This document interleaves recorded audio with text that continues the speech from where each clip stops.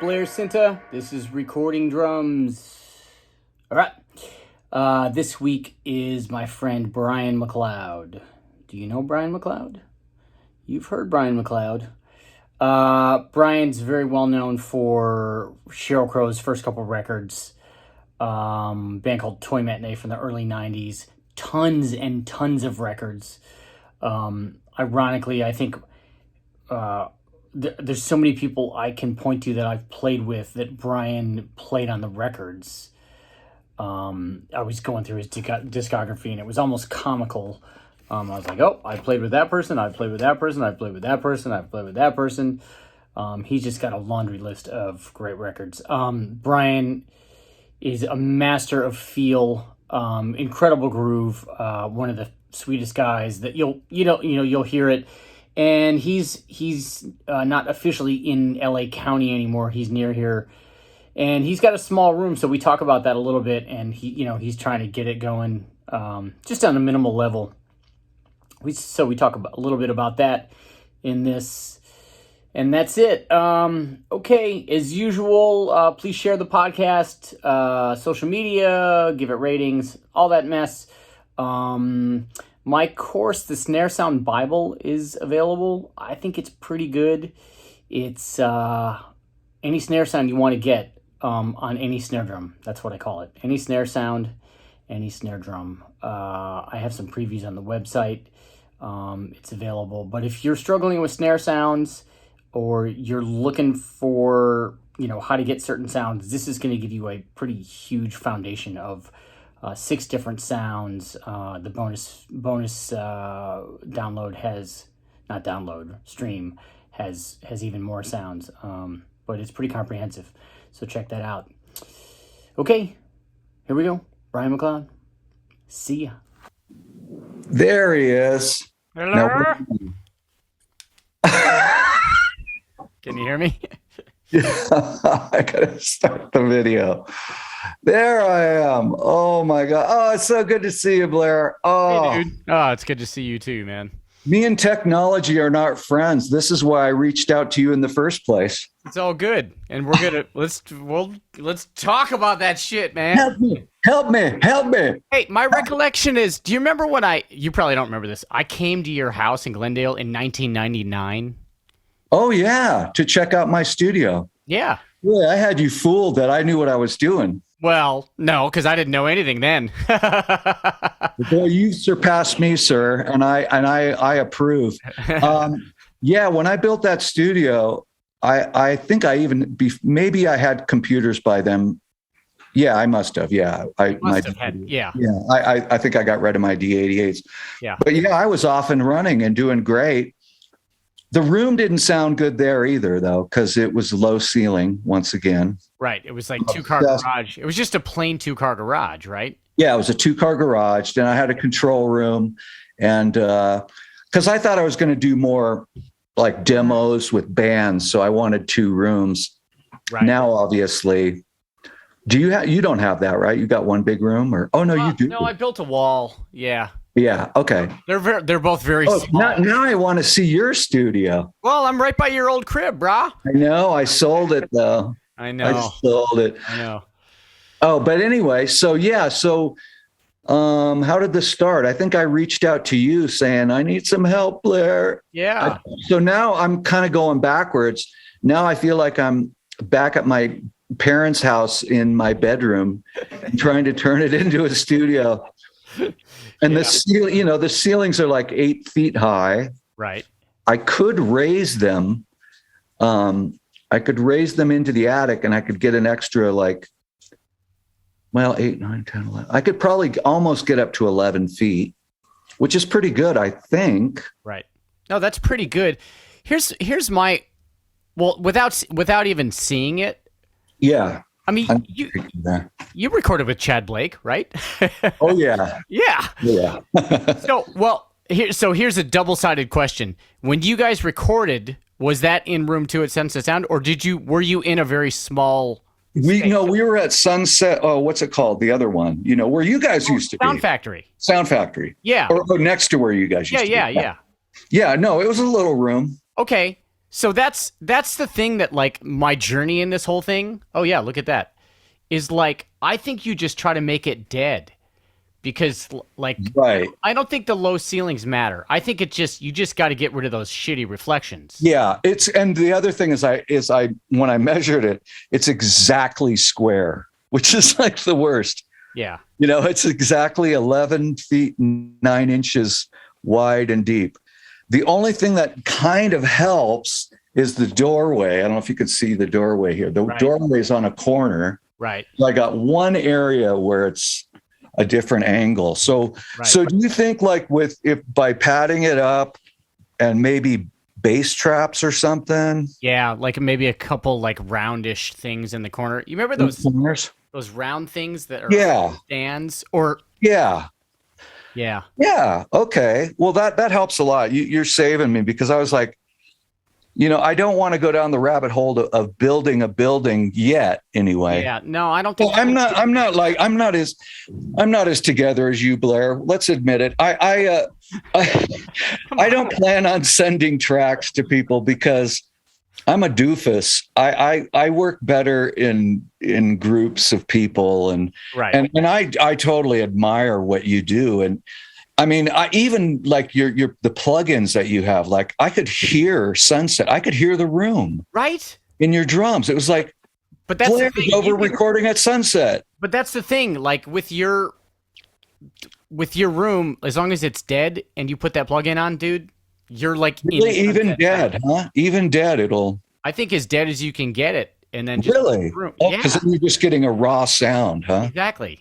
Oh, Blair, you're saving me. How much do I owe you? I'll Venmo you. You're doing it right now. You're talking to me, so yeah. Well, no, I really appreciate it. I mean, I've been following you since you started, and just such great stuff. And so okay, maybe I won't, because I was considering. And if there's anybody out there who's done this, I was considering getting a shipping container, a high cube shipping container, because they're about almost 10 feet high. And I recorded in one once with Jude Cole, record producer, artist, and it sounded great. Yeah. But now I'm starting to think the way, like how you're working with plugins and stuff. I mean, your stuff sounds amazing. So if I can get something similar, because really what I'm doing is I'm only going to do tracks for friends and family because they're going to be lo-fi. It's going to be wannabe Chad Blake drum tracks. And so if somebody wants something serious, I'll send them to you because I'm just not capable of it. And I actually started doing remote tracking at my studio in Glendale. And I lose the plot when I'm by myself and not bouncing ideas back and forth. I hear you. I mean, well, I'll put this out there. You're always welcome to come here and. Oh, you are a gentleman. Come on, dude. That would be amazing. That would be amazing. Because I think I've exhausted Pete Min and because not only do I come down there to cut tracks to send to London and Nashville, but I stay at his place. And I take him out to dinner and he won't let me pay him. I'm like, come on. And so I've done some bartering with him, but I don't want to wear him out. And he started his label, so he's got his hands full. Yeah. But I appreciate that, Blair. That's really cool because it's very rare. I mean, I'm working so little. I mean, I'm more doing this now. I don't know if you can see, but I watch. That's my pile of skis. I watch your Instagram, dude. Yeah. I moved up here to ski. Yeah. And I kind of put drums in the back seat, but it's weird because when I first moved up here, I was driving down 2 or 3 times a month to cut tracks. Now, maybe once a month. Right. And, but I'm playing live up here, playing jazz, which is totally new for me. I never played jazz. I've always been a rock and pop drummer. So I even changed to traditional grip and. Oh, wow. Yeah. So I got kind of new ventures going on, but it's fun to kind of live through you and what you're doing because you got it right. So I figured I'd go to the man. Dude, I'm just trying. Are you so Fine, you're doing. You know how it is, dude. Yeah, I know. Yeah. You're using those cymbals live, huh? And on the jazz gig, I'm using these. Yeah. Yeah. Because it's a tiny little jazz lounge. Okay. And I'm not good enough. My jazz chops aren't good enough to play quiet. Right. You know how hard it is to play quiet? Like do a drum solo at, I do. Just like, in fact, I started even using timbali sticks because I didn't want to use bundles because, bundles just, they have a sound and it's a cool sound, but it's not for jazz. So yeah, the quiet cymbals work for that pretty well. I put sizzles in them, which there's plenty of holes for sizzles. You could put 5,000. That's something you would do. Fill it with sizzles. You should try that. I bet you it would sound amazing. There's this whole funny thing going on. So I talked to Chris McHugh last week. Right. Well, yeah. And the whole he had a rant on about putting shit on your cymbals, and it's like it kind of caught fire. It's pretty funny. Yeah. Yeah. Well, no, you've just I think you've kind of taken the lead of like what Keltner has always been about. He's my bro. We have the same birthday, 20 years apart. Yeah. In fact, when I turned.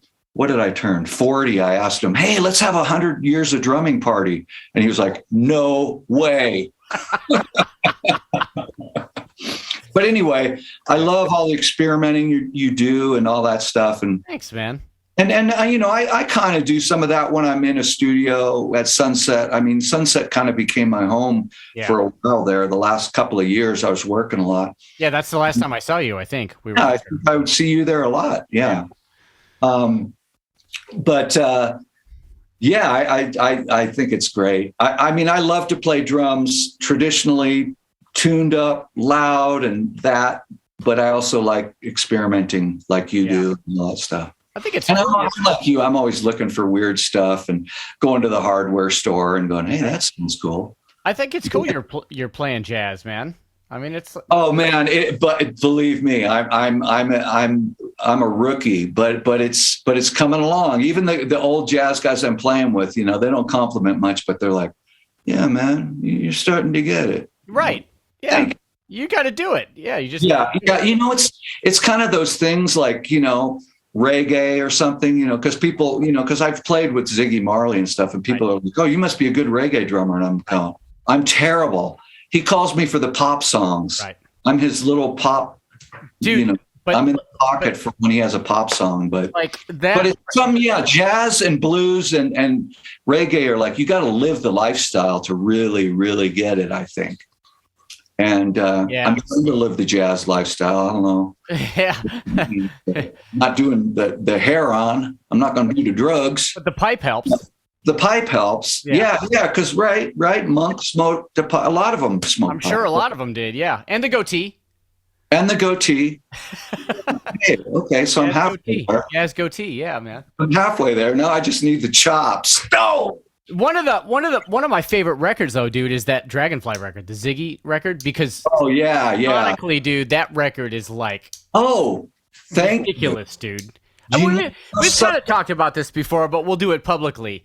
Like that one tune you were telling me. I was asking you once about like, what's that one tune where it's kind of the high kick drum, and you're like, oh, that was a 16-inch floor tom. Yeah, it was a 16-inch floor tom with a kid's snare from like a PTS drum kit. It was a PTS drum kit I bought at Pro Drums, and I just saw it. It was like just one of those, totally off things. I was like, whoa, it sounds pretty cool. I like hit the snare. I go, hey, this thing sounds pretty cool for a little tiny kid. They go, yeah, it's used. You could buy it cheap. It was used on the Marilyn Manson video. And I went, oh my God, I got to buy it just for that. Right. I ended up using it. Yeah. Right. I mean, I literally just had the same experience. So I'm literally 20 years behind you now, where I went to Pro Drum and there was a CB kit for $150. And I was like, oh, that's amazing. Yeah. And it sounds incredible. Right? Yeah. Yeah. I remember I read an interview with Questlove, and I think he had a gig. Something came up fast and he was in Vegas. So he went to a pawn shop and bought like a CB kit. And he said, I played it live and it sounded great. But I think that really comes down to who's playing it, right? I mean, you could sit behind anything and make it sound great. I'm sure it's like you could sit, and you probably have played on boxes, but you know. It's about having a concept, right? What you can do with, I mean, this is just a little, I bought this is a used Catalina kit, but what I love about it is they're mahogany shells. Oh, yeah. So they have a nice dark pitch to them. Yeah. And I haven't used them on the gigs because I'm just taping up the heads, but I have calfskin heads for it for when the time comes I can actually play at a reasonable volume. Right. And I can't wait to do that. But yeah, I'm always hunting for the working man's drums. Right. I love the boutique drums, and a lot of my friends make them, and they're beautiful, and I totally admire them. But I have a bunch of vintage Radio King kits and stuff that they're kind of remaking. So I can't justify throwing down for one of those as beautiful as I think they are. Yeah, I hear you. I mean, it's as long as they sound good. It's like yeah. Okay, now I'm going to ask you about miking this kit in a little tiny room. What do you think? Because I sold everything, Blair. I sold my house turnkey. Okay. I sold it to a musician from San Francisco, and he bought the house because of the studio. Okay. And there was a little bit of a bidding war. Mm-hmm. You'd be so surprised, Blair, if you ever sold your house in Glendale. You'd be laughing because bidding wars start. And it came to where these two guys were tied. And my German realtor, who was amazing, he was a total Dita, black turtleneck and the product glasses. Right. He's like, Brian, we are down to two people. I think it's a stalemate now. What do you want to do? And I go, well, who are the two people? And he goes, single guy, he's in advertising downtown. And who are the other people? A nice young family from San Francisco. And that's where I'm from. Right. And he's a musician and he loves your studio. And I said, okay, he gets it. End of story. Yeah. Yeah. So just because they went so over, I just pretty much said, you can have everything. Wow. Because you know how my studio closed? Did I ever tell you how I just kind of shut the door on my studio? No. I had this crazy adventure going to Bahrain to play with Jackson. Right. It never happened because as my plane was coming into Bahrain, his manager at the time took him and the family and flew them to Ireland because she didn't want him to make a record with the Prince, because the Prince wanted to start a label and Michael Jackson was his artist. She told Michael, I can get you $1 billion record deal with Sony, so don't do anything with the Prince. But we were communicating to him. And when I got there, the Prince was like, so what do you got on your computer? And I was sweating bullets. So I had like 3 tracks. And I said, well, you could send him these 3. And I was like, God, what is he really going to respond? He came back and responded. And ironically, Michael liked the track that sounded the most industrial. It sounded like 9 Inch Nails, had all these industrial sounds in it. And I realized, because there's a breakdown in the middle with all the machines, and he probably already has his dance moves ready for it. Oh, wow. So I was so excited, and just, you had to pinch me, man, every morning. I was like, am I really here doing this? And then finally, when the Prince realized Michael wasn't coming back, he sent us home, in a nice way. Anyway, I came home to Glendale, and I just was like, screw it. And I just kind of shut the door on my studio. I just was it was so painful that I did that. And then my work started picking up. So I just never went. I just started using it to store drum kits. Right. So wait, you were you asked to write, like, come with tracks to that session? Yeah. Levita was there too, right? Yeah. Levita came after me. Yeah. Okay. Yeah. I kind of wish I was there when Levita was there. That would have been a hoot. But you were I was with Bill Bottrell. Bill Bottrell, he asked me to bring some tracks. Okay. And I didn't. Oh, right. I kind of had them in my back pocket just in case, but I didn't realize that, like, the Prince was going to come to the studio and go, play me what you got. I was like, oh my God. I wasn't really prepared, but Michael liked one of them, and that was pretty cool. And so I was just like, I can't believe this. And it was just a basic track. It was just drums and bass, and some, some synths and stuff. But it was a starting point for something. And I think Michael just liked the industrial sounds and stuff. But anyway, so I came home, and then think about it, Blair. Then what happens? Then he fires that manager who is, I don't want to be getting slander, but basically he fires his manager and decides to go out on tour so he can make some money, because the Prince was basically funding Neverland and all his lawyers and everything. Wow. So, where does he end up being buried? Glendale. Right. Right. I'm like, it goes full circle. He could have just come over to my studio in Glendale and we could have made a great record. That would have been something, huh? Right? No pressure. Oh, so sad. Yeah. Anyway, it's all good. Everything comes out in the wash, I guess. But yeah, now I got a new life. I'm up here skiing, playing jazz on the weekends, doing occasional sessions. Right. And it's great because I still love LA. Don't get me wrong. I people diss it. I think it's one of the most creative places on the planet. And people have asked me to move to Nashville, and I'm like, yeah, but there's no good skiing. It's like, right. And I'm 2 hours away. I've done sessions and come home at night. Right. Well, you need your sanity, man. That's okay. That's important. Yeah. It's kind of like that. It's kind of about my sanity now. Yeah. I'm an old man. Yeah. So when you how do I phrase this question? You were doing Wire Train, and you guys were kind of like a thing. Yeah. Did that turn you? Was it that and Sheryl where your studio thing kind of took off, or what was the? Yeah. You want to know? You want to know what? And this would be great to share with people. When we did so many records. Wire Train. The record company were very generous with their budgets, and we worked with so many amazing young producers that I was Bill one of those. What was that? Was Bill? Bill was like already off and running, and I was amazed. I kind of begged him to do the Wire Train. Okay. Early on, guys like Tim Palmer. Oh yeah. We were like his second record he ever made. Okay. Oh, here's a good story. I'll throw this in there too. So Tim Palmer. We became mates when we were recording in London, and I was hanging out in the studio because I wanted to know, like, how do you get the drums to sound like that? And I was so excited about recording.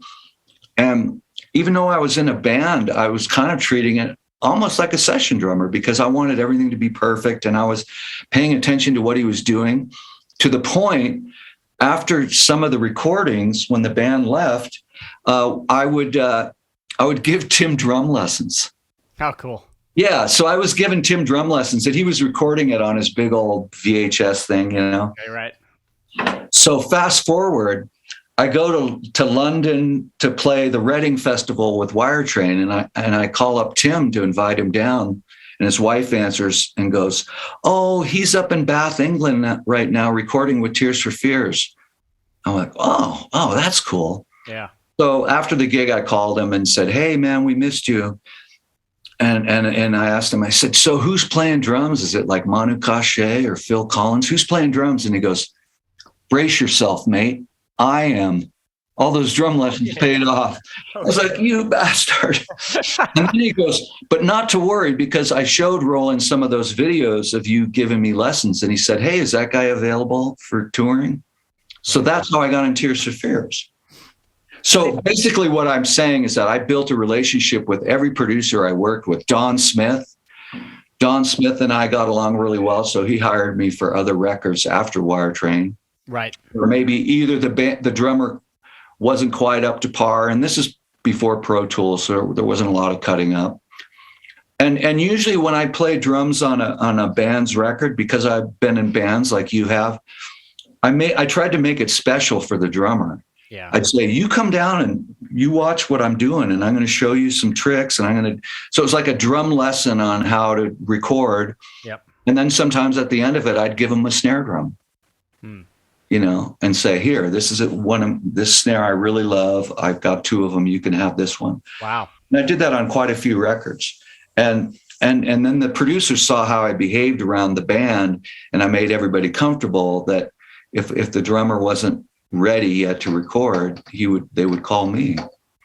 But now with Pro Tools and plugins and You know what's funny, man, is I remember hearing about that, and I won't name any bands, but I remember hearing about that like in the early 2000s about you doing that. Yeah. Yeah. And I didn't ask for credit on the records. I didn't care. I mean, some of them I did, they gave me, but I don't care. I just want the bands to be successful and you know, have a good journey. And I want the drummer, if he's not going to play on the record, I don't want him sulking in the corner. I want him to pay attention. And it's like, so next record, you're going to be playing drums on it. Yeah, because we all know that like that happens to everybody at some point. Yeah. You get replaced, whether. And it's a bad feeling. It's heartbreaking. Yeah. And, you know, it's like your first record, you've been playing all over, you know the songs, and you're not playing on the record. Yeah. Did you have that experience with, not with Wire Train at all, but like, did you have that experience early on with anything? No. Okay. You had experience early on as a band. Like, what was the thing though? Like, what, like you always played well with the click, or what was your? Yeah, I was really good with clicks, and you got to remember, I started on tape, so I was able to play with clicks. I did really well under pressure. Mm-hmm. A lot of producers, and I'm not trying to brag, but producers said I had a really well balanced feel. Like, you know, some people, young drummers, they come in and they're smashing their hi-hat, you know, so you have to tape up the mic over the snare and all that stuff. But I had a pretty balanced feel. Right. And that comes back to this room, which is I practiced in a bedroom and I wanted it to sound like the records. Right. Right. Yeah. You're sitting there and you're like, whoa, Charlie's snares, it's cracking. Oh, okay. You know, and the ride cymbal's not too loud and that kind of stuff. Right. So yeah, but the fact that you were aware of that, like at such a young age, is I mean, the first record I did, I was 17, and I was playing Simmons. Wow! Because I was like one of the first guys to have Simmons in San Francisco. Wow! They came like direct from the factory, and I played on a Grace Slick record when I was 17 or 18. Maybe I just turned 18. And did American Bandstand, and it like took my parents to see me on TV on American Bandstand, to call their friends and brag about it, for them to finally go, okay, you don't have to get a real job. You can do this thing you're doing. Right. Well, how did that happen? How did the Grace Slick record happen? I'm sorry. Oh, the Grace Slick. I was playing in a band called Group 87, and the guitar player was playing on Grace's record. And so he said, hey, I know this kid, he's got these electronic drums, because she wanted to do something modern. Right. And so she called me in, and we're still friends. And I'm friends with her daughter, China, really good friends. Oh, wow. But yeah, it was all San Francisco. So I started in San Francisco doing sessions and playing in bands. And like you said, I kind of morphed into doing sessions. I always wanted to be in a great band. I mean, my goal as a kid, I was so focused. It was like, I would look at records and see Led Zeppelin and they're playing. I'd see, you know, Keith Moon. I was like, yeah, man, I'm going to join a band, travel around the world. And then when I'm 30, I'm going to retire in Lake Tahoe and ski. Well, I got close. Okay. I'm in Big Bear, mini Lake Tahoe. Right. I was never a rock star like that level. You've done fine, dude. No. But I stayed pretty on course. You're right. I did stay pretty on course. But yeah, I always had a plan. So this wasn't like out of my mind to just go, I'm selling my house and moving to the mountains. It was kind of always in the plan since I was 14. And Kevin was part of Wire Train or not? Was he separate? Kevin Gilbert was friends with Wire Train, and he used to sit in with us. Okay. And Kevin Gilbert is the reason I came to LA. Okay. Toy Matinee was auditioning drummers. One of my favorite records.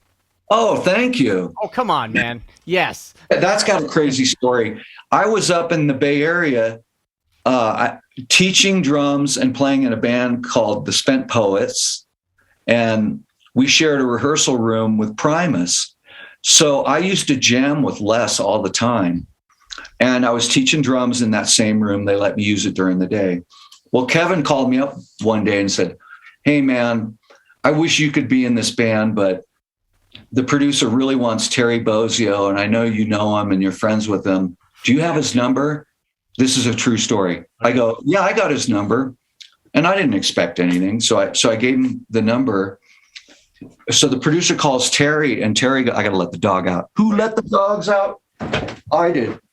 There you go, girl. Okay. So Terry said, oh man, I'm really busy with missing persons or something. I don't know. It wasn't missing persons, something. And he said, he goes, but I know this guy you could hire. His name is Kurt Wortman, and he lives up in Berkeley. Kurt Wortman was my next door neighbor in my apartment building. Whoa.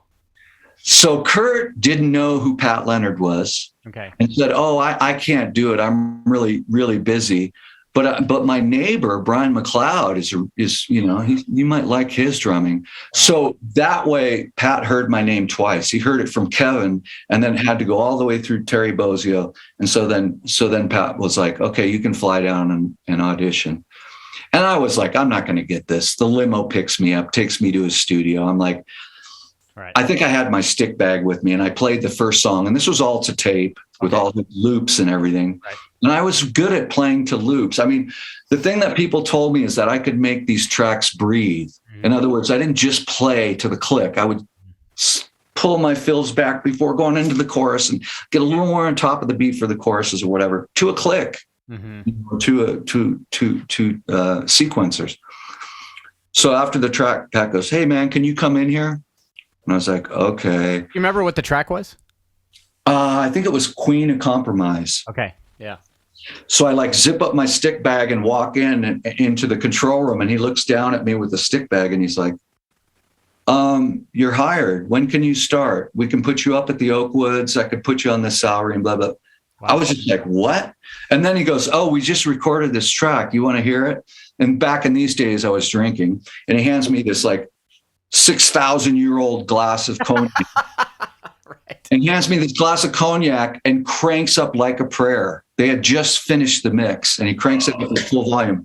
And that was like a paradigm shift for me. It was like, whoa, this is really happening. Yeah. Oh my God. And Guy Pratt and I bonded because I spent a lot of time in London, and Guy was, I think, told Pat, yeah, I want this guy to be in the band. So that's, I think, what happened. And what studio were you at? Pat's studio. He had his own studio. It was beautiful. Oh, okay. Right there on Hollywood Way. It was called Johnny Yuma. Huh. Interesting. How many funny stories. I remember I called my girlfriend to tell her, I think I got the gig. And I looked down at the Xerox, or on the desk where the Xerox machine was, and I saw a check to Pat from Warner Chappell for $3 million. I was like, this is crazy. So I took it and I Xeroxed it. I mean, did you try to cash it? I mean, I was driving this beat up Volvo, living in a studio apartment the size of this drum room. And the next thing I know, I'm living in LA. And both Pat and Bill Bottrell was producing that record. Right. Pat didn't even want to produce it. Okay. So, and I knew Kevin really well. And Guy was crazy, wild man, amazing bass player, rock and roll. So it was like a band. I was like, wow, I'm in a band again, yet it's at a new level.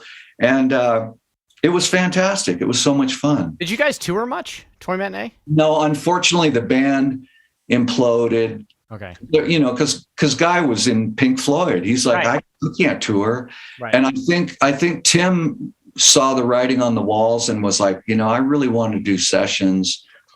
And then after Wire Train was on a hiatus for 4 years, we got a record deal offer from MCA, and it was a lot of money. And the stipulation was I had to sign the contract. And I remember being in London and the guy's like going, you got to sign this thing now. And I couldn't make up my mind what I was going to do. And I was hanging out with Guy Pratt. Right. And he was like, oh, I'm not doing it. I can't. So I was like, this is going to implode.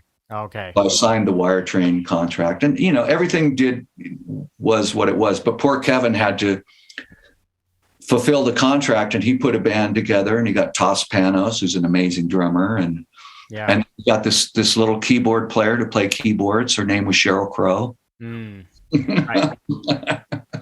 And that was post her touring with Michael singing backgrounds, obviously. Yeah.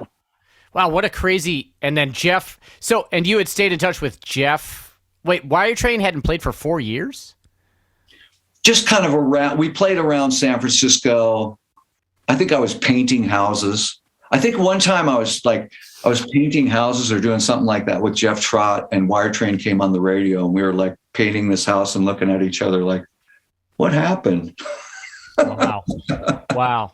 So it's a rough ride, So then you stayed in LA after that experience, though. Yeah, because that's what I was going to say. Is after we finished the record, Bill Bottrell and Pat said, "Hey, man," because I was just going to head right back up to the Bay Area, and they're like, "Hey, if you move down here, we'll use you on other stuff." Right. And I was like, "Wow!" So then Bill had me play on a Thomas Dolby track, and Pat had me play on a Madonna track, and yeah. What was the Madonna track? I'll Remember. It's a song called "I'll Remember." Okay. That's how I remember it, because it's called "I'll Remember." Yeah. Well, that works. It was just kind of this ballad. I mean, you can barely hear the drums, but I did play a lot of hand drums on it. Right. That's always been my other secret weapon, was having like a lot of strange hand drums, not your typical bongos and congas. And because I know so many amazing Latin percussionists. Yeah. I went the other way and got African drums and weird stuff and just kind of made up my own rhythms, and would make these rhythm beds and then play on top of them. And I don't want to say I was the pioneer of that, right? But like, that's what I did on Every Day's a Winding Road. I used to make. I was going to say, right, the bongo thing came first. Yeah, I like to make loops and then play against them, and so that's what I did with "I'll Remember," and I think that's what I did. Yeah. Wow. And where did that idea come from? Like the African drums and. I think it's because when I was a kid, I used to, in this band Group 87, we used to play with drum machines. Mm-hmm. And I was in this early band, an art rock band from San Francisco called Tuxedo Moon. And they were all drum machines. And then I played on some of the tracks, real drums. And this is back in 1979. So, wow. Yeah. Yeah, so I was playing to machines and all that stuff, and I liked it. I really liked it because it kept the ground there, and it had a bed, and then I could just improvise over it, or do colors, or just come in on the choruses or whatever, and the real drums come in. And it's that kind of Peter Gabriel thing. I was really into Peter Gabriel when I was a kid. Man, that's a interesting experience, because most people don't experience that until they get into a studio. Right. You know what I mean? Like the idea, well, I think there's a few things from that. One is just your time and playing with machines that young. Two, the idea of leaving space. Like, hey, I'm just going to come in on the chorus and just add to this rhythmic whatever's happening. Yeah. For me, it was the opposite. It was like, oh, wait, I can use the studio like this. Like, you know what I mean? Like the exact opposite experience. Right. But you're doing an amazing job, buddy. Yeah, but it's not about me. This is about you. I think we all have our journey, and mine was pretty odd, because I was playing art rock when I was a kid, and I studied with Narada Michael Walden when I was 14. My mom had to drive me to San Francisco from the South Bay. And so I wanted to be I was listening to Billy Cobham and, all the. Did you run into Tony up there? Tony Williams? No, but my buddies took lessons from him, and they all complained because Tony would put you on a practice pad for like a year. Wow. And you know what? I get it. Right. I get what he was doing. And they dropped out because they just couldn't handle being on a practice pad for a year. If I could have afforded it, that's why I quit with Narda, because I was paying for it, and it was expensive back then. Yeah. Kid 14, I saved all my work money. I worked as a janitor. It's the only job I've ever had. And you know what? Doing it was great, because then I went like, I don't want to be a janitor. Right. I want to play drums. I'm going to work harder to get out of this. Right. Yeah. But now I'm a janitor at my rental cabin. Are you? Well, that's different. I went from cleaning toilets to cleaning toilets. But earning money while you're doing it. Yeah. Right? Earning, I don't know, whatever. Yeah. No, it's all good. And in this day and age, I just feel like we're blessed if we get to play music at all. You know, I mean, so I get friends calling me like, man, I got to get a day job. And I'm like, yeah, so, you know, you got to feed your family. You got to do what you got to do. Yeah. You know, and it's, for them, it's like degrading, but it's just reality. I meet musicians all the time. I mean, God, what's his name? The drummer from Devo was an electrician. He was going to work on my house for me. Yeah. I don't, yeah. You know, it's, you do what you got to do. It doesn't mean you're not creative. It doesn't mean you're talented. Well, the heyday of the music business is long gone, you know? Yeah. Yeah. I always say I like the music better when the mafia ran it. They used to take us out to really good Italian restaurants. We had tour buses. Expand on this. We had huge debt. Right, like if Wire Train ever was successful, oh my God, we owed them so much money. Right. I would have never seen anything. Right. Right. So it was a great band to be in, though, and we did a lot of loops and stuff too, and on some records. Right. The Tuesday night music club thing. Then that happened just from hanging out with Kevin. Jeff was around. Yeah. It just literally was just like, let's. It was a hang. It was literally a Tuesday night hang, BYOB or whatever you want to bring. Right. And every Tuesday night we jam, and Kevin, one of them came up and said, hey, my girlfriend, Sheryl, her record kind of got panned by the record label, and they're thinking about dropping her. And I was wondering if she could come by just so we can cheer her up. Oh, wow. And she came in, and man, she can play, man. That girl, she's talented. She can play everything.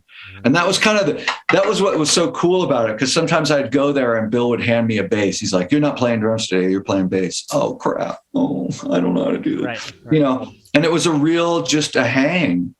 And then it evolved.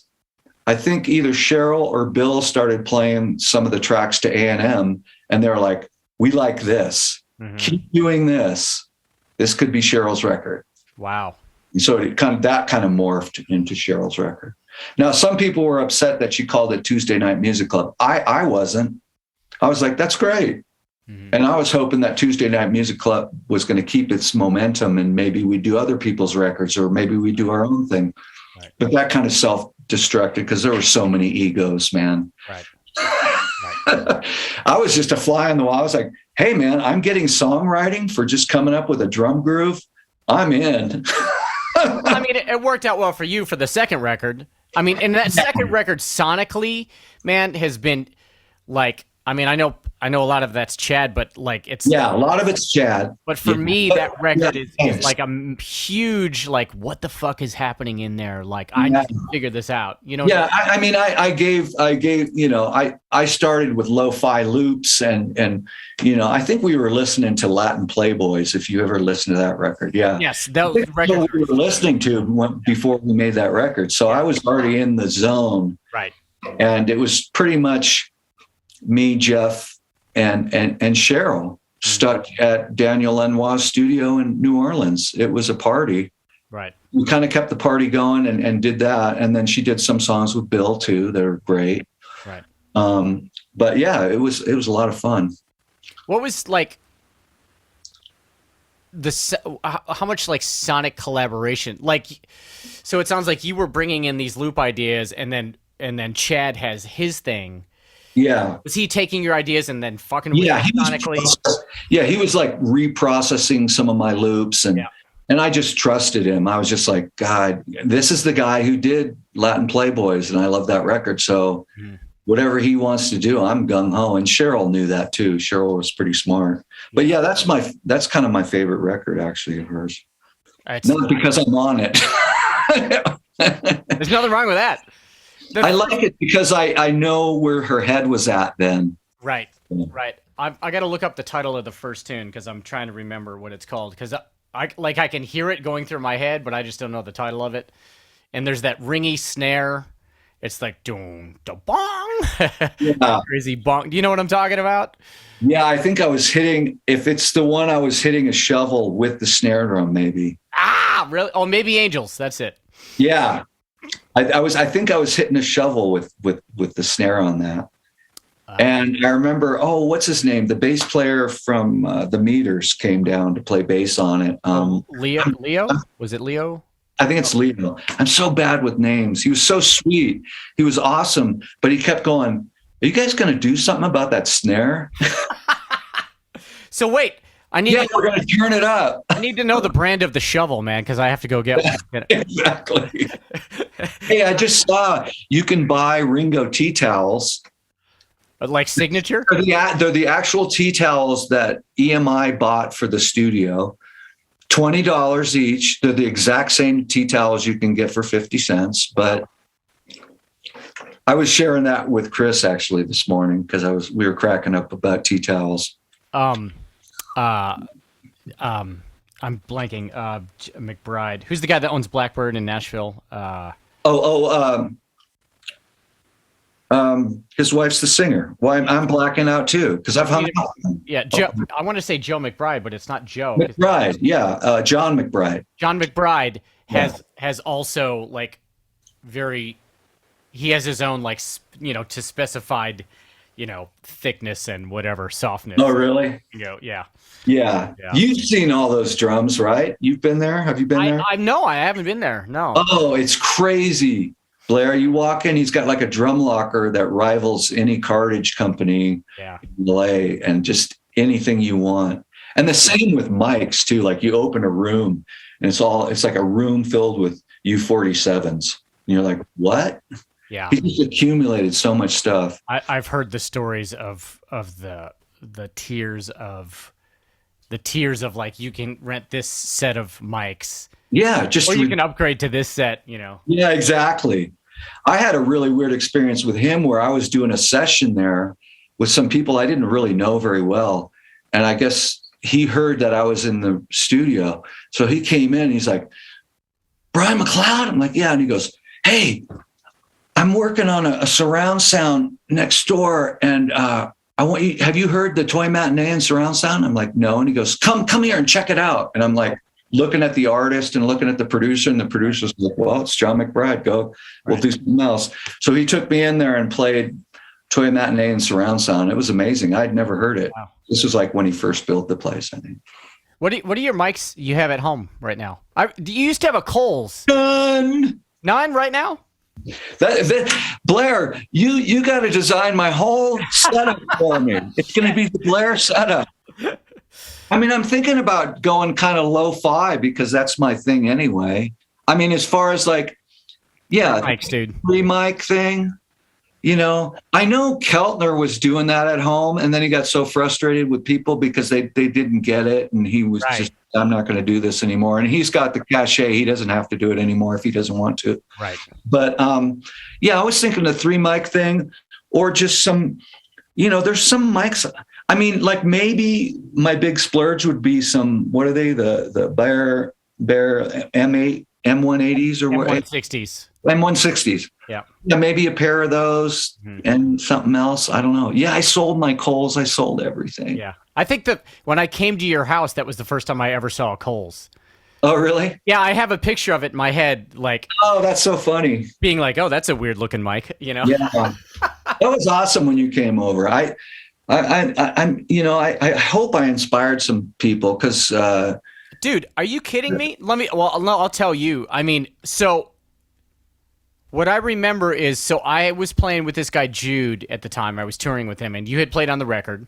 Yeah. And it might have been Jude that introduced me to you. I don't remember. It could be, yeah. But we spoke on the phone, and you were like, dude, why don't you come over? And I was like, holy shit, I'm going to go to Brian MacLeod's house. Like, for real. No. And we hung out for like an hour or two, just like bullshitting. I remember sitting in your backyard on these chaise lounges. Yeah. I like to spread the gospel of do it yourself, or at least I did back then. Now I'm like, help me do it myself. Because I'm like a man who's in a time capsule. Because when I closed the door to my studio when I got back from that trip to Bahrain, I just started using it as storage. And I walked in one day and looked at my computer and everything. And I was like, wow, this is like a time capsule from 2002. It's like, And that's where I left off. I mean, I quit doing Pro Tool. I just quit everything and just did sessions as a drummer because I was just so freaked out, you know? Yeah. But you've kept it going, man. You're on fire. Well, I was just that's when I was starting, you know what I mean? That's you know, so. But it's good though. I'm glad you didn't lose the plot, you know. You know, trying to keep it, man, you know. Yeah. Well, you're doing it. And hey, man, if I was doing a record as a singer, I'd say, hey, Blair, put some drums on it. I'd hire Brian MacLeod. I remember, you know, sometimes, you know how sometimes like you do something and you sonically you think it's just amazing, and then you hear the mix. It's like a certain mic and you put up that it's like Chad Blake or whatever, and you just think drums sound amazing, and then the artist sends it to you, and that mic is pulled out, and you're like, okay, all right, it's your record. Right. That was the thing. That was the thing that made this amazing. Exactly. Yeah. So I get frustrated with that kind of stuff, but at the same time, it is their record. But that's why I said I'm pretty much just going to do friends and family stuff, I think. Yeah. Did you, I mean, with the industry changing, I mean, so a good majority of your career was on tape, right? Like, yeah. In the 90s, yeah. And then the industry started. I mean, you were like really like in it, dude. Like you were in it at the right time, you know, in the late 80s. Yeah, 90s, you know. Yeah, me and Matt Chamberlain were, you know, working pretty regularly in the 90s. In the 90s. Yeah. Way back. We had a very funny discussion about the 90s, yes. Yeah. But you know, it was fun, and I when I realized it's not going to be that anymore, and you know, or maybe it will. I shouldn't say it's not going to, but when it kind of changed, it was hard for me because I was already submersed in a different world of. For me, it was such a social thing to go to the studio and see friends and, hey, how are your kids doing? How's your doggy? Oh, you guys went to Spain? Oh, cool. But from that to get the drums done and send them to me, it's still cool, though. I mean, because you can be at home and you don't have, if you don't want to bullshit with friends or people, you don't have to. Right. So it's got its upsides, but I'm kind of a social guy, and I like to like bounce ideas off of people in real time in the room. Yeah. And but I'll learn to adjust. I mean, you can do it, Blair. I can do it. Bloody hell. Dude, you got to come down here and track. I will. I would love to record. Next time I'm down there, I'm going to call you if you're not busy. No, I would love to record. And I get to sit on the Chase Lounge at your house, and you can tell me how to. It's about 20. It's about 20 feet from here, so you know. I mean, I was going to say, you know, as much as I love doing this, and this felt like a necessity to me. Oh yeah, it is a career. Yeah, man, you're absolutely right. The social part of it is really difficult. You know what I mean? Yeah. It's really difficult because I love the creative control that I can have, but it is that thing where you go down a rabbit hole. You're like, oh, it's literally just what you said. Oh, this is fucking dope. I have a cool thing here. You know, in this case, you send an MP3 and they go, yeah, but it sounds a little too crunchy. And you're like, right. Yeah, I know. Your heart goes. Yeah. But yeah, I know what you mean. I guess because like the Tuesday Night Music Club, that to me was the pinnacle of creativity, where we didn't even know we were making a record. Right. That we didn't even know it was going to be put out. Right. So to me, that was the pinnacle, where it was like just being in a garage with your neighbors who play music. And then the next thing you know, 20 million records later, you're like, whoa. Yeah. So it's kind of weird. I've always, because I played with my older brothers. I played drums because my older brothers, one of them played guitar, one played bass, and they needed a drummer. Really? Yeah. So they bought me a little kit, and they were like, hit the snare on 2 and 4, hit the kick drum on 1 and 3, and then when we go like this, you stop. Wow. And so I was like the first human drum machine. Drum machines were around back then, but we didn't have one. So they just bought me a kit, and I would just sit there, keep my mouth shut, and do what they told me to do. Do they play at all still? They still play a little bit. They didn't go in professionally. We grew up in Silicon Valley, so they were really smart and they grabbed hold of that. And yeah, my brother used to work at Digit Design, and oh no shit, they got techie lives. And does that mean you got like a hookup on the Digio 1 when it came out? I think I did. Yeah. Okay. Good. He used to tell me because he did tech support. He told me, Brian, I got the craziest calls. I thought they were crank calls. He said one person called up and said, okay, I've got my typewriter and I've got my TV screen. Now, how do I plug this thing into it? Oh my God. To also then, meeting Thomas Dolby and helping him with stuff, and, Jerry Harrison, and, he really had fun doing that. Wow. Now he's a sound designer and does sounds for film and stuff. But he was one of the first guys to do a CD of samples. His was called Poke in the Ear with a Sharp Stick, and it's all industrial sounds. And this was in the 90s. He made that, and just like on purely like synthetic sounds, or what? No, it's all industrial sounds of things he sampled. In fact, Trent Reznor wanted to buy the catalog from him right out and tell him not to sell it. But my brother at the time was like, no, I want people to have these sounds. It was hard to see. It was hard to see where that was going to go. But yeah, it was before camp was so big, Right. Wow. So what are your hopes for this room, dude? You want it just to like? Well, first of all, I want to use it so I can learn how to play jazz. I'm in a cabin, so my wife keeps telling me, you don't have to soundproof it. And I went, no, well, I need to soundproof it for me in the inside. But as far as I don't really there's no neighbors around me so I could play as loud as I want, which is cool, but it sounds terrible in here. And what started it all was I was looking for the Holy Grail jazz ride cymbal, which I'm sure you have a few of them. And auditioning them in here, I would like hit it and say, oh, that doesn't sound. And then I'd get one of mine and go, oh, mine sounds better. Send it back for another one. Oh, it doesn't sound very good. I went through like 20 cymbals and realized it's the room. It's not the cymbals, it's the room. Oh, right. Oh. Yeah. Yeah. It's all square waves going in here because it's a square room. It's just like everything sounds terrible. And it's not very inspiring to practice. Yeah, I would think that'd be one of the biggest obstacles is like it's got to have some kind of mojo or pizzazz or something. If anybody else has any ideas, but I like your idea. I was thinking about soundproofing it, with tiles and then putting curtains over that, like curtains so I can adjust if I want to open those curtains up, like thick curtains. Yeah. Look, I mean, I don't want to say that I'm right. You know what I mean? Because I've never actually had to do that, but I would say just make it dead.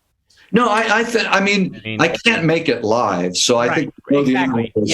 Don't fight what you what. Yeah, and my studio in Glendale was really dead, and it was great for 70s drum sounds, and anything else not so great. But I would do the thing of putting a vocal mic, a nice tube mic in the control room, and that helped a little bit in life. Yeah. But I could do that here too. I could. It's kind of ironic because the living room is tall, giant ceilings. It's all post and beam. The floors are cement, which is kind of cool.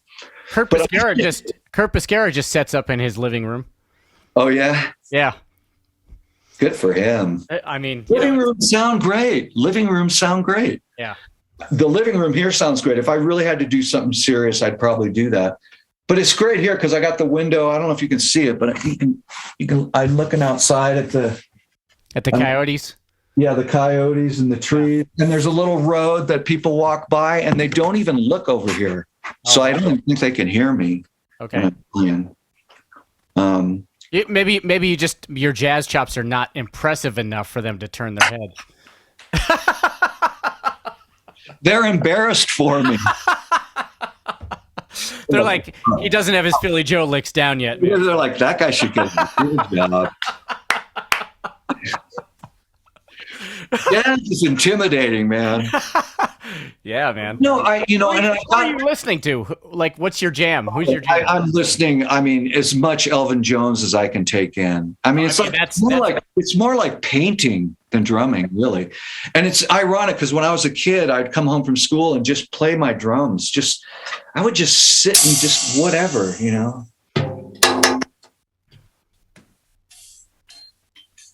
like that, and I thought I was like autistic or something. I thought there was something wrong with me. And then I saw the PBS special on Elvin Jones, and he was talking about seeing colors. And I went, oh my God, I'm not crazy. So I'm kind of going back into that.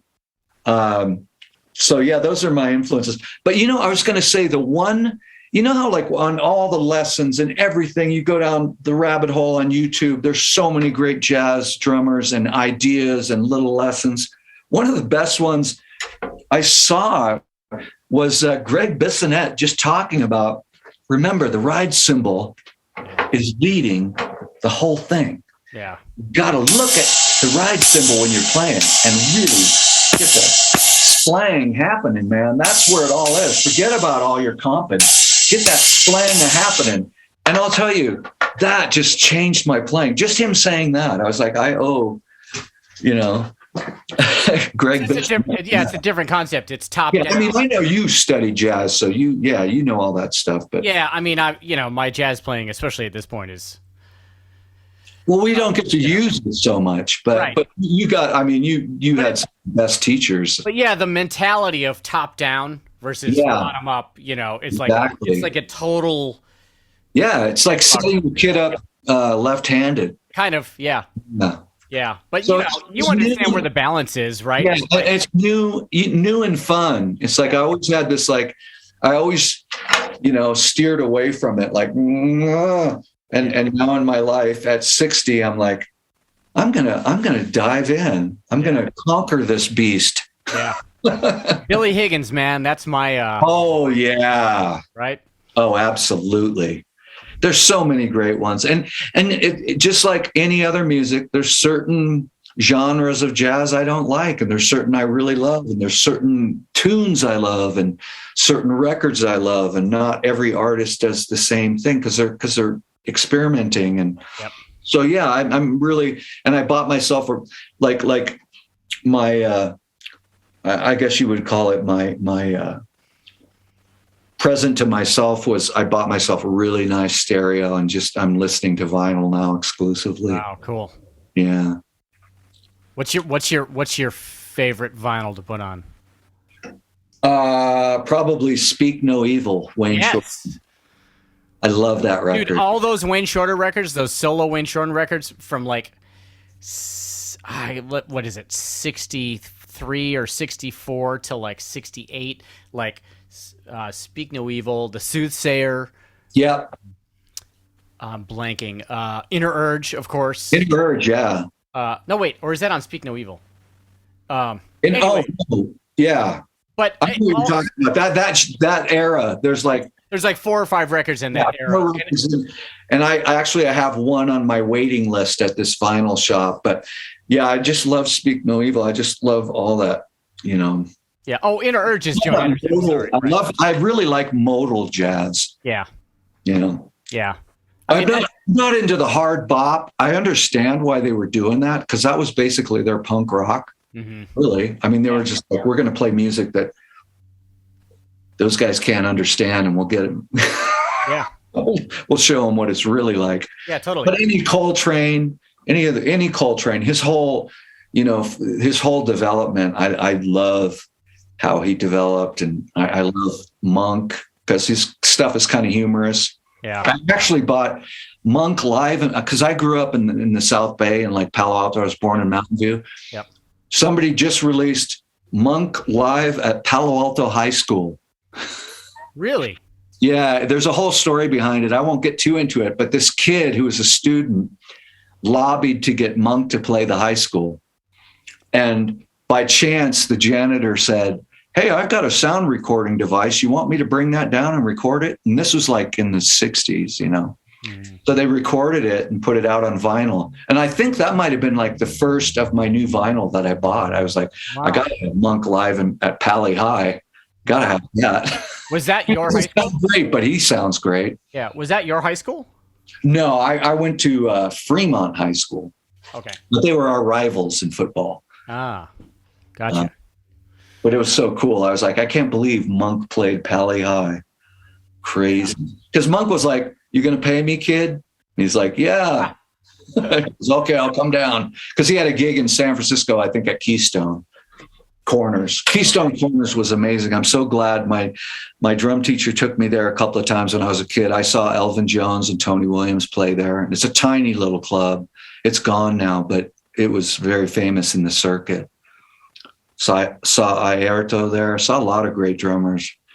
And just the power of those guys playing without a mic'd kit. And it really inspired me when I was like 13, 14. Right.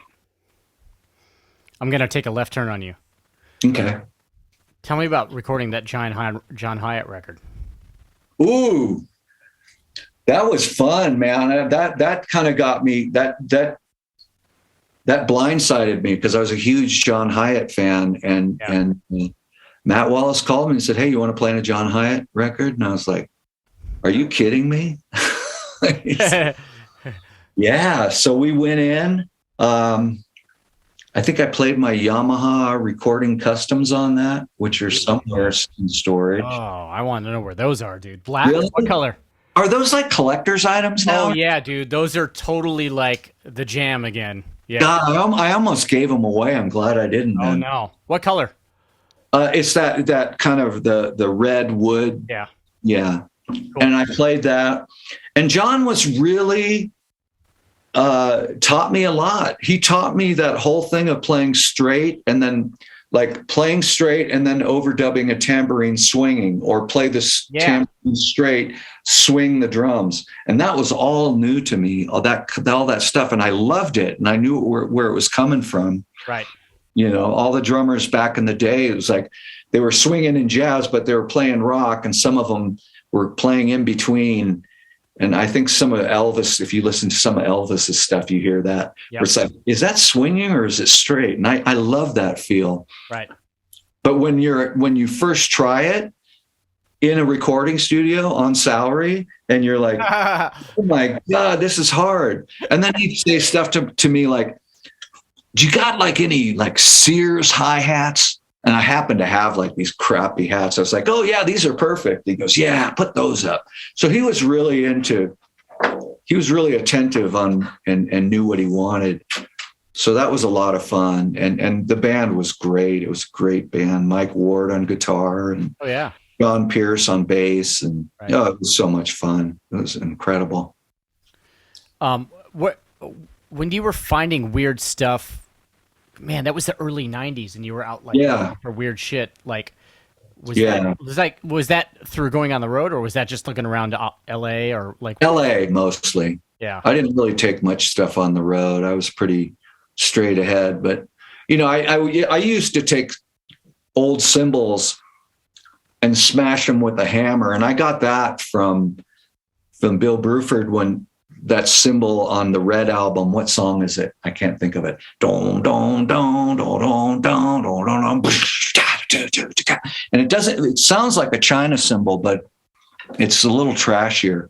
Right. But yeah, I would take old cymbals and just get the ball peen hammer and just smash them and yeah, well, the same stuff you're doing, you know. But you were doing this shit like fucking decades before I was, man. It doesn't matter. It doesn't matter. You know, my dream gig was to play with Tom Waits, but guess what? His son is the drummer. That's a gig I'll never get. Right.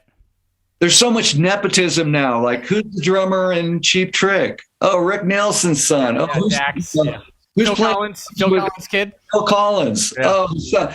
It's like, stop it. No, it's cool. It's cool. I think it's cool. But at the same time, it's like, that's a gig I know I'll never have, because I used to see him around up in the Bay Area. He used to go to this junkyard up in Northern Marin and just go around with a hammer and bang on stuff. And everybody knew you don't talk to him.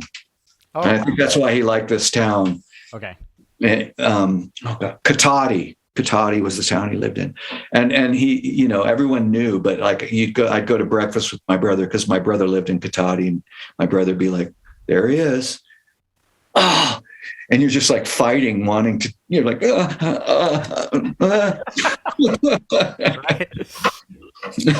But yeah, I love all that experimental stuff, and you've inspired me. I mean, that's why I like watching your channel, because it's like, that's what I would be doing if I was still gung ho. I mean, thank you, dude. That's really kind, because you have no idea how much time I spent playing along to you. Oh, Like seriously. don't spend too much time doing that. No, it helped. Trust me. And sometimes people have come to me and said, "How did you get that hi-hat pattern on this song?" And I'm like, dude, I was playing straight. That's the compressors. Mm-hmm.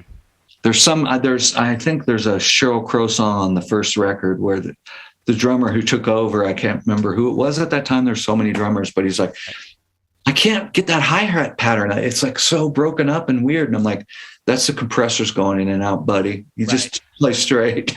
Right. I'm trying to think. There's a lot of illusion in my playing. People. Go ahead. What tune are you talking about? Which song? Yeah. I can't remember. It's like Leaving Las Vegas or something. Oh yeah. Maybe it might be Leaving Las Vegas. I think it's Leaving Las Vegas. I always figured that was a drum machine. That's you? No, there is a drum machine, but I think I overdubbed the hi-hats. Okay. Maybe it's not Leaving Las Vegas. I can't remember what it was. No, I think it is. Well, in my brain right now. Right. It could be. There's a couple of songs in there where Bill has it so squashed that the hi-hats are kind of going in and out, and it sounds fantastic, and I love it, but I didn't play it that way. Yeah. Well, that's the Smashing Pumpkins tune. I'm blanking on that. 1979. Yeah. The hi-hats are kind of coming in and out in that pattern. Yeah, right. And you can learn it, and that's cool, but that's probably not what he played, right? But, that's inspiration for other people. Yeah, you could come up with stuff by listening to it, get ideas. Yeah. Well, dude, thanks for your time, man. Hey, thank you. Yeah. Thanks for asking me. It all started with my Blair, help me. The square room with hell yeah. Square sound waves. Well, we're gonna check in soon, man. When you and I want to come visit you, definitely. And the door is always open. Come up here anytime. Yeah, I got to get my skis back on, man. It's been a while. Oh, we're going. You just said it, man. Are you like slaloming? I'm gonna bug you to the end of the earth. Yeah. No, I ski like a gentleman now. My crazy skiing days are over. I used to have this talking speedometer, and it was an English woman. It was on an app, and I checked it out in my car. Like I drove around the neighborhood, and I was like, "Wow, this thing is accurate." And she'd be like, "You are now approaching 57 miles an hour." And I loved her voice, but I started getting faster and faster, so I had to dump that app. And now I ski like a gentleman. No moguls? Not really. We do have some here. We have one run that has some good moguls, and I go to Mammoth. But yeah, you dare me. I dare you. We'll go do some moguls. Okay. Challenge accepted. Okay. Our bass drums will be never the same. Our bass drums. Exactly. Yeah. Exactly. That's why we don't want to do that. Maybe. No knees and no hips. There we go. Exactly. All right, Blair. Excellent to talk to you, Brian. Thanks for having me, man. You helped me out a lot. I think you gave me some encouragement on the dead. Yeah, I want to see the progress. Yeah. I'll definitely send you stuff. Thanks, Blair. All right, Brian. Take care. All right, take care. Bye.